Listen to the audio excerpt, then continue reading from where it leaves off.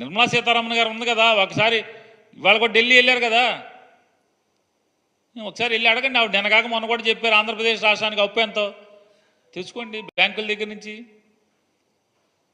RBI gateway ఉంది, RBI gateway ద్వారా కాకుండా ఎక్కడి నుంచైనా అప్పు తెచ్చే అవకాశం ఉందా రాష్ట్ర ప్రభుత్వాలు? అన్నీ బ్యాంక్ ట్రాన్స్ఫర్లే కదా, తీసుకోండి. ఇవన్నీ జగన్మోహన్ రెడ్డి గారి మీద విషం చిమ్మటాకి 14 లక్షలు 15 లక్షల కోట్లని ఇవాళ అవి చూపించలేక తెల్లమొహాలేసి